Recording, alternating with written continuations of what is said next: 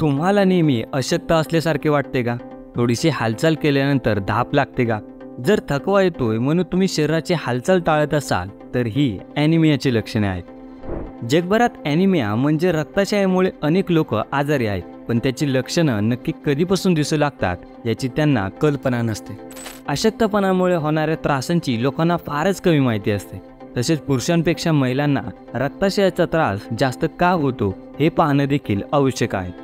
चला तर मग आजच्या व्हिडिओतून आपण पाहू की ॲनिमिया म्हणजे नक्की काय प्रकार आहे आणि त्यावर आपण काय उपाययोजना करू शकतो. आपले वय आणि लिंगानुसार लाल रक्तपेशींमध्ये अपेक्षित असणारे हिमोग्लोबिनचे प्रमाण कमी असेल तर त्याला ॲनिमिया असे म्हणतात. या स्थितीत पुरेसे ऑक्सिजनयुक्त रक्त शरीराला मिळत नाही. ॲनिमिया ही एक सामान्य आणि गंभीर जागतिक आरोग्य समस्या आहे. जगभरातील ॲनिमियाग्रस्तांमध्ये बहुसंख्य मुले आणि स्त्रियांचा समावेश होतो. मुख्यतः लहान मुले, मासिक पाळी येणाऱ्या किशोरवयीन मुली तसेच महिलांमध्ये गर्भधारणेदरम्यान आणि प्रसूतीनंतर स्त्रियांना याचा जास्त त्रास होतो.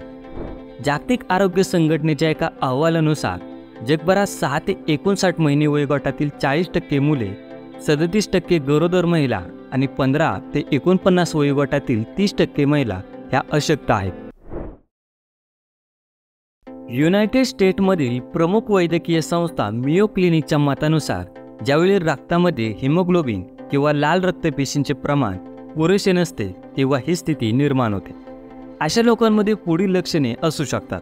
नंबर 1, शरीर पुरेसे हिमोग्लोबिन किंवा लाल रक्तपेशी तयार करत नाही. नंबर 2, रक्तस्रावामुळे लाल रक्तपेशी आणि हिमोग्लोबिनचे प्रमाण कमी होते. आणि नंबर 3, शरीर स्वतः लाल रक्तपेशी आणि हिमोग्लोबिन नष्ट करते. अस्थिमज्जेला हिमोग्लोबिन तयार करण्यासाठी लोहाची आवश्यकता असते, पण पुरेशा लोहाशिवाय शरीर हिमोग्लोबिन किंवा रक्तपेशी तयार करू शकत नाही. त्यामुळे अशक्तपणा विविध कारणांमुळे होऊ शकतो, पण अशक्तपणाचे मुख्य कारण म्हणजे शरीरातील लोहाची कमतरता. लोहाच्या कमतरतेचा ॲनिमिया जगभरात सर्वाधिक आढळतो. लोहाची कमतरता हे ॲनिमियाचे एक प्रमुख कारण आहे. ॲनिमिया अनेक प्रकारचा असू शकतो.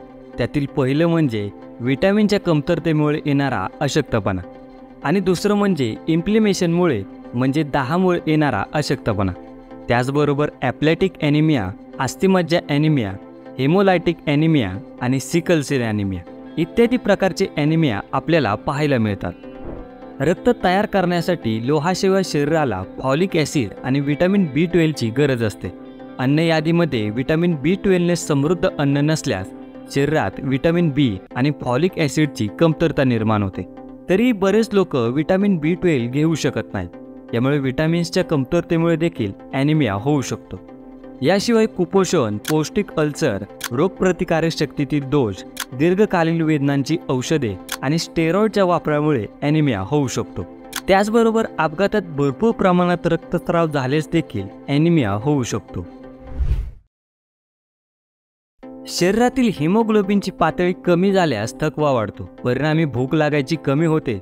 युनायटेड किंगडमच्या एका अहवालानुसार शारीरिक कमजोरी, आळस, थकवा, धाप लागणे, हृदयावर अतिरिक्त दबाव जाणवणे आणि हृदयाची गती वाढणे ही पण ॲनिमियाची लक्षणे आहेत. त्याचबरोबर अशक्तपणामुळे ऊर्जा कमी होणे, हातपाय थंड पडणे, छातीत दुखणे आणि डोकेदुखी यांसारखी लक्षणे देखील होऊ शकतात. US नॅशनल हार्ट, लंग आणि ब्लड इन्स्टिट्यूटच्या एका रिपोर्टनुसार काही लोकांना ॲनिमिया होण्याचा धोका जास्त असतो. उदाहरणार्थ अनेक देशांमध्ये पुरुषांपेक्षा महिलांना ॲनिमियाचा त्रास जास्त होतो. याचे मुख्य कारण म्हणजे स्त्रियांची शारीरिक वैशिष्ट्ये, मुख्यतः मासिक पाळी, स्तनपान किंवा आईच्या दुधाची निर्मिती प्रक्रियेत अशक्तपणा होण्याची शक्यता जास्त असते. त्याचबरोबर महिलांमध्ये लोहाच्या कमतरतेमुळे देखील अशक्तपणाचे प्रमाण सर्वाधिक असते. स्त्रियांना मासिक पाळी येते, बाळंतपण होते, स्तनपान दरम्यान लोह कमी होते आणि बाळंतपणात मोठ्या प्रमाणात रक्तस्राव होतो.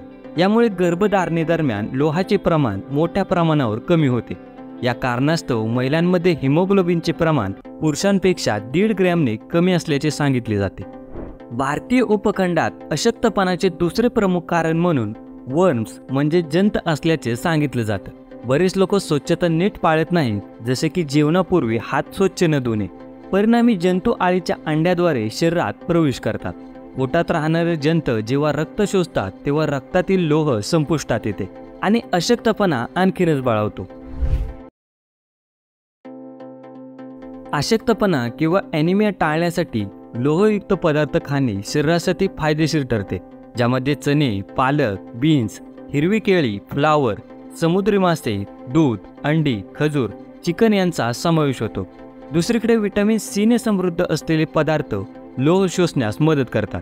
जर जेवणात लोहाची कमतरता असेल किंवा तुम्ही खूप चहा किंवा कॉफी पित असाल तर लोह शोषण्यास अडथळा येतो. तसेच जर अन्नाद्वारे कमतरता पूर्ण होत नसेल तर पूरक आहार घेणे आवश्यक आहे. मात्र हे सर्व उपचार घेण्याआधी डॉक्टरांकडून तपासणी करून घेणे गरजेचे आहे. तुम्हाला ॲनिमियाचा त्रास होत असल्यास प्रथम तुम्हाला ते किती गंभीर आहे हे जाणून घेणे आवश्यक आहे. त्यामागील कारण शोधून त्यानुसार उपचार घेतल्यास तो लवकर बरा होण्यास मदत मिळते. मित्रांनो, तुम्हाला ही आमची व्हिडिओ कशी वाटली आम्हाला कमेंट करून नक्की सांगा आणि अशाच नवनवीन व्हिडिओ पाहण्यासाठी आमच्या चॅनेलला सबस्क्राईब करा.